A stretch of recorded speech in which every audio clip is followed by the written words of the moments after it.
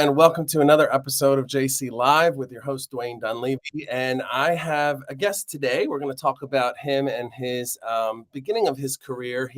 I'll let him tell you all about it. Ladies and gentlemen, please welcome Brandon Agnew. Hi, Brandon. How are you? I'm good. How are you? I'm great, thanks. So thank you for being here. And usually we use these lives to let people know either if they're just starting in the business or they want to just start in the business, kind of like ways that maybe they haven't heard of before, or give them an idea of what they can expect. So why don't you tell us a little bit about how you got into the business and how you ended up at IMTA? Oh, sure. I got into the business based off of a dream and a passion. I was a construction manager. I was very unhappy and unsettled with my career. I decided to look into other options. I did acting back in high school, and I figured, hey, why not? So I ended up joining JC, did the 30 weeks course, and from there it kind of like blew up. From modeling to acting to then going to IMTA. And now I'm actually casted into a Greek mythology as one of the chorus of men and Agamemnon.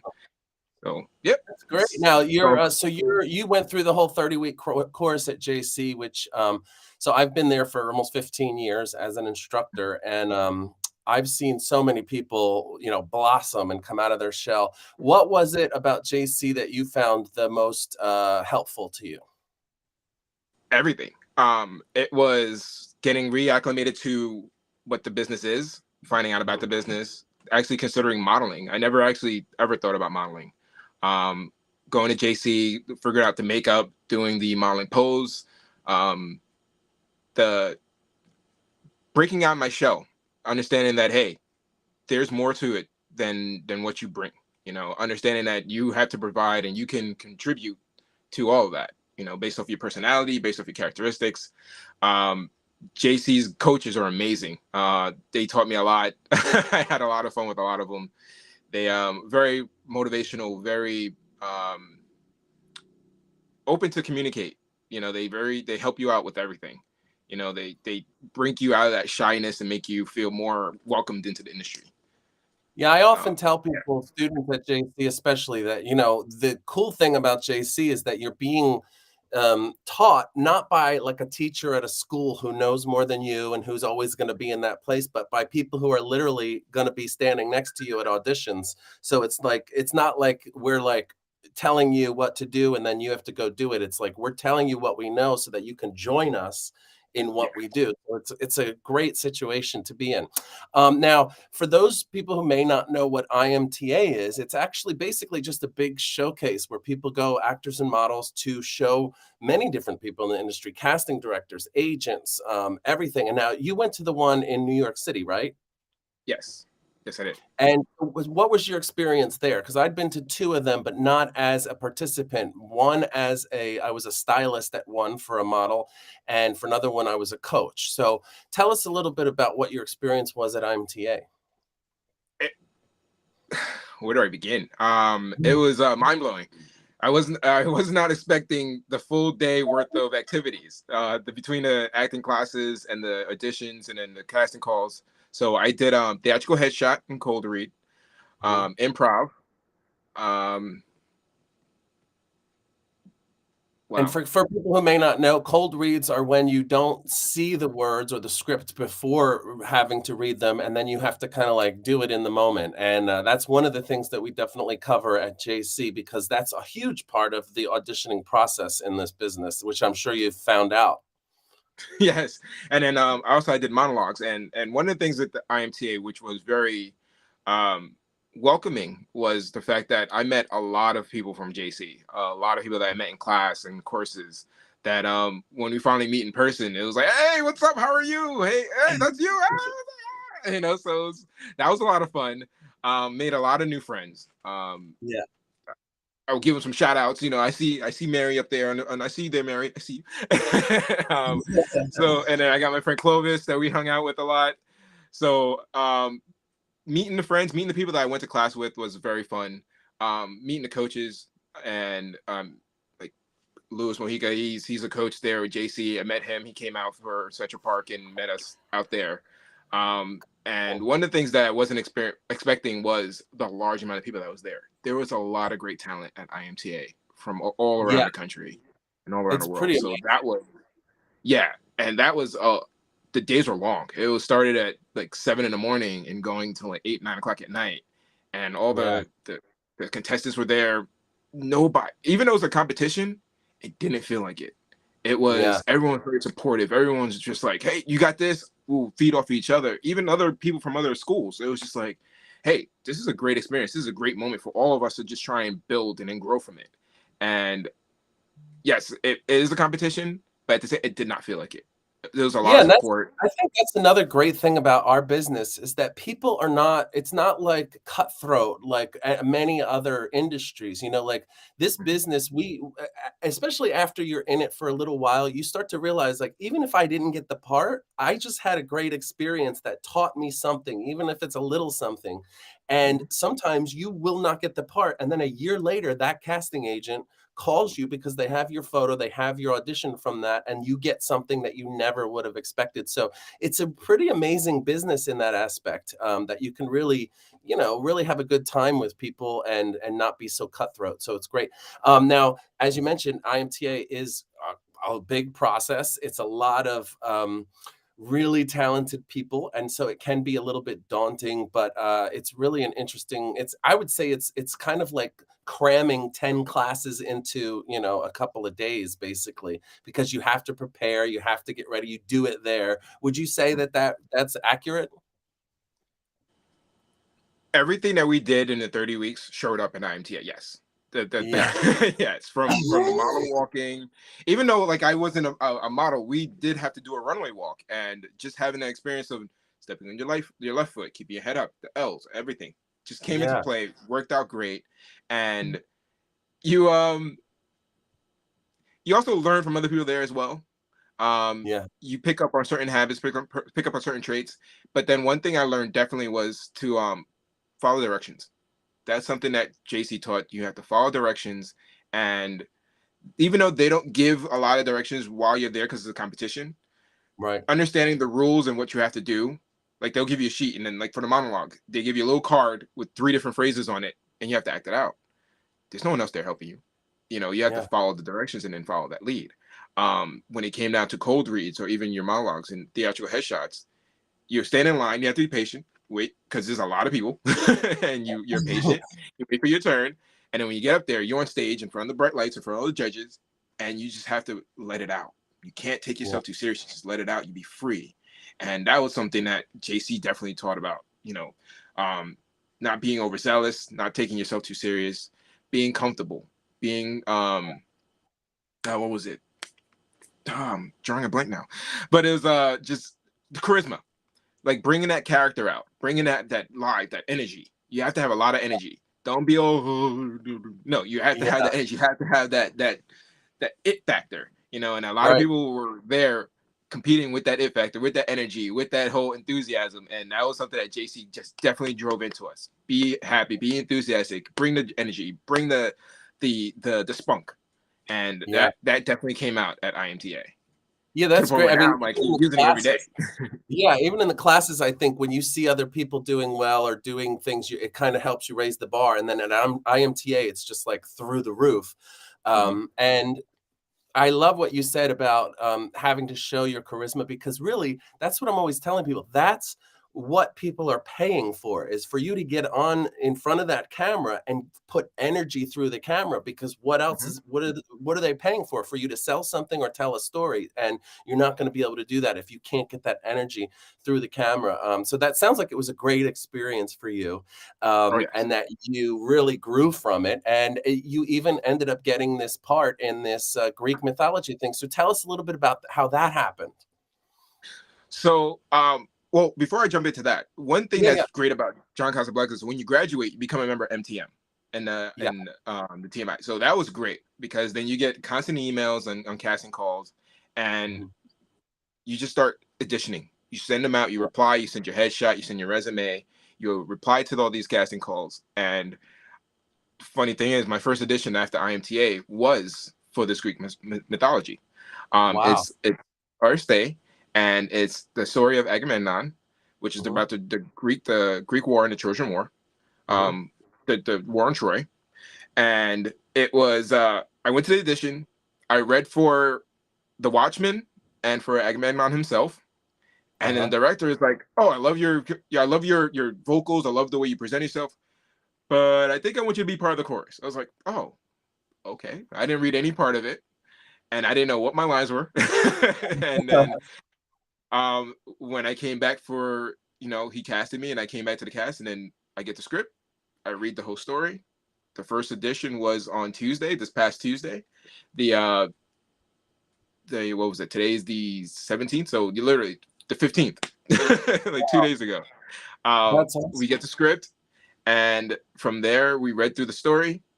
I didn't get my lines until last night. Oh no, I take that Wow. back.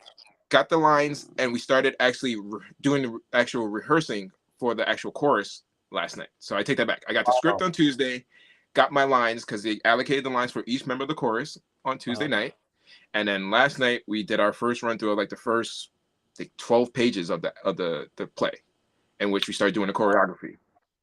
And Wow. tonight So, we're doing another 12 pages, and then the show is actually in the end of September, early October. and this is a live theater show? Live theater, yes, Awesome. And is it in New York? in Brooklyn. It's in Brooklyn, New York. Oh, Gallery Players. It's in Park uh-huh. Slope. Wow. I already told all my friends. As soon as I get all the information, I'll send it out. That's there's three awesome. plays. The Uh-huh. director doesn't like to call it three acts. He likes this. There's three separate plays.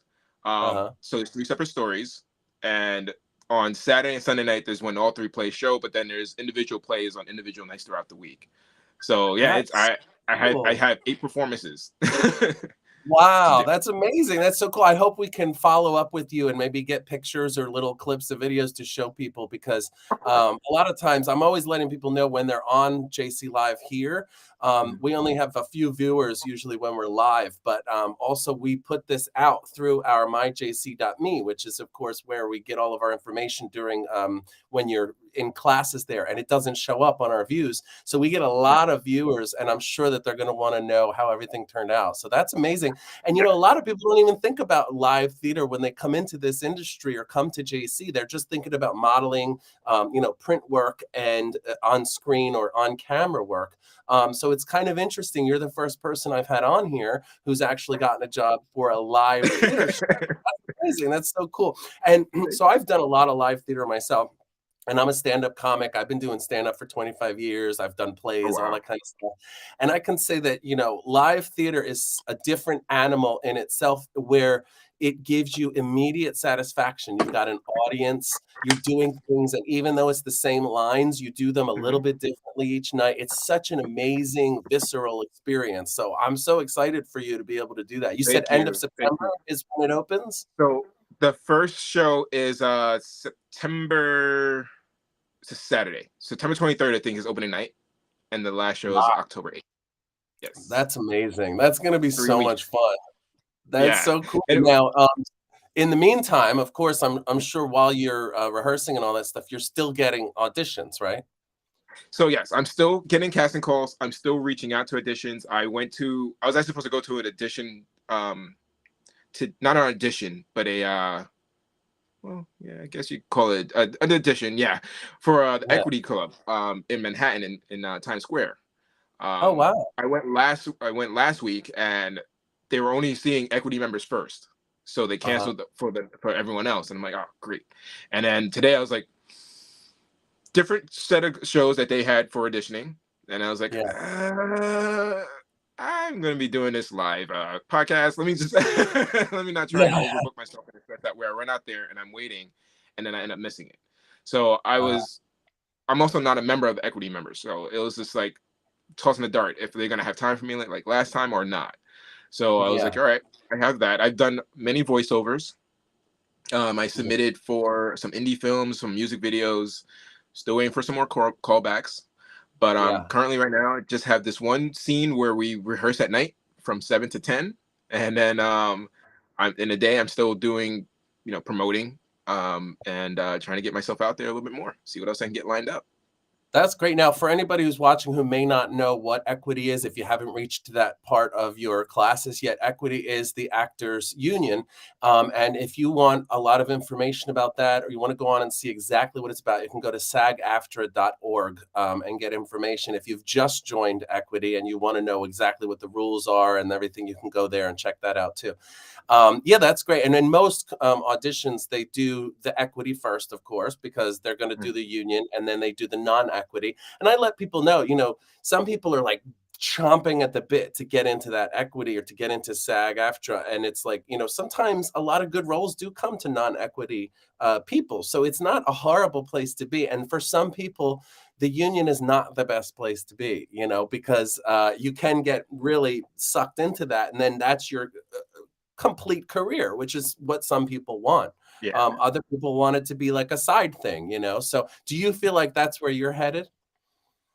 I feel like I'm probably going to be more of a non-union person. Yeah. Um, just because I just feel like I feel a little more free besides getting into that union side of it. Yeah. With the equity, I was looking into it, and yeah, there's a lot of casting where it's just strictly union and equity members. And I was like, Yeah. oh, I first have to have on stage, on theater acting for one, and then the membership fees and everything like that to then get into it. And then that will Yeah. possibly open the doors to then do other things. But I feel like once I'm union, I'm probably limited in other things that I would like to do. And right Yeah. now, I'm just jumping into everything, and I just want to see where everything goes, and then just keep climbing up the ladder. And then Yeah. eventually, if I get to that point where I feel like I'm not getting enough gigs and I need to be union because I have better opportunities with the union, then yeah, I would join it. But at the same time, right now, the way things are with the union, I'm just like, let me be that that free spirit that's going out there and trying to just get everything on the side that I can. Yeah, and some people don't realize, but it's not like you can just call up the union or go online and join. You have to either be invited, you have to get vouchers, which come from actually doing jobs, or being in theater shows and things like that. There's actually a theater union. There's different types of unions. Voiceover, everything, and in fact, if anybody's not living under a rock and has been listening to the news, the writers union has been on strike recently because they're not getting, and the actors union as well. SAG-AFTRA has been on strike because they're trying to. In fact, the Fran Drescher, the nanny, is the president of SAG-AFTRA right now, Oh. and she has been out there and very vocal about trying to get people paid, because as things have gone to streaming platforms and YouTube and all this kind of stuff, people are not getting residuals like they used to. Literally 20 years ago, if you were on a TV show, you could live on the residuals. Nowadays, it's very different how people get paid because things are streamed and they're used in different ways. And so, if anybody watching is interested in any of that stuff, like I said earlier, go to sagafter.org and look at what is happening. And also just look up Fran Drescher and look at what she's talking about as the president of SAG-AFTRA. So one of the things I wanted to talk about too is how people, when they're just getting into the business, can actually take advantage of the fact that it's 2023 and basically your phone is a photographer and a cinematographer in your pocket. And we didn't have that 20 years ago. I'm almost 50 years old. I'm 48 years old. And so when I was 16, I started to do headshots and put out, do auditions and things like that. When I did that back in the late 80s, early 90s, you had to pay basically almost $1,000 to a photographer. You paid $25 per picture to be printed because you didn't have digital anything. Everything was printed.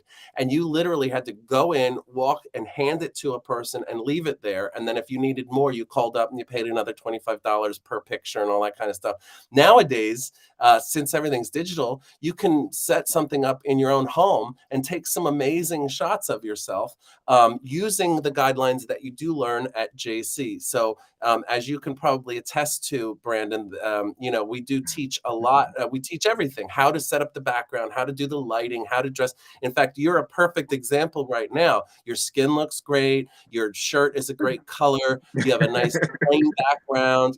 Everything is nice, and you are the focus of the visual, as opposed to if you were wearing, let's say, a bright shirt with flowers on it and like a hat and glasses and all this stuff. We would kind of have to pull through to be able to see who you are.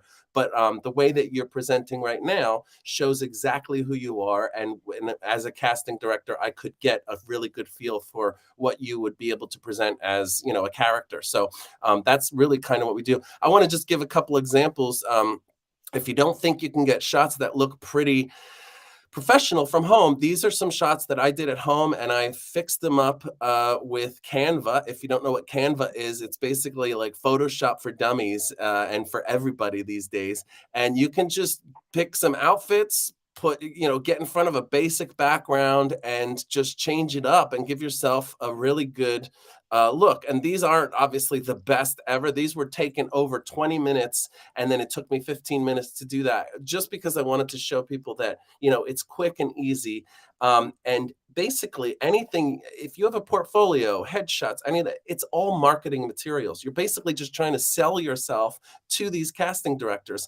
And by sell yourself, I mean sell who you are and who you can be in front of a camera. Like we were saying earlier, that's what they're paying for, right? Like, who's going to pay for someone who's like, hi, my name is John, and like, you really got to be able to put out some energy. So before we go, I wanted to see if we could do a cold read Okay. right here for anybody who wanted to see what it was like. So I have put in our chat a little bit of an insurance company audition, and I'm going to read it, and then Brandon will read it, and you'll see that it's basically for you guys to see what two cold reads might look like. And we're going to slate. So I'll slate and do my reading, and then we'll have Brandon do it. So here we go.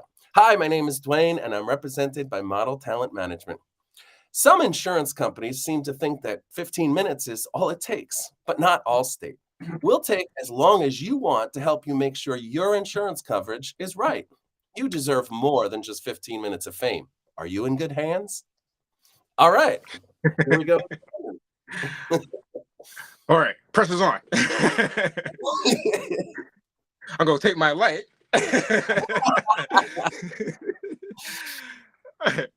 Hi, I'm Brandon Agnew, and I'm represented by Model Talent Management. Some insurance companies seem to think that 15 minutes is all it takes, but not Allstate. We will take as long as you want to help you make sure your insurance coverage is right. You deserve more than just 15 minutes of fame.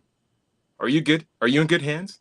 Sorry. All right, I'm trying to hit the good. No, screen. and I'm glad, because what I always tell people is what casting directors are looking for is not perfection. They want to see how you recover from a stumble or something.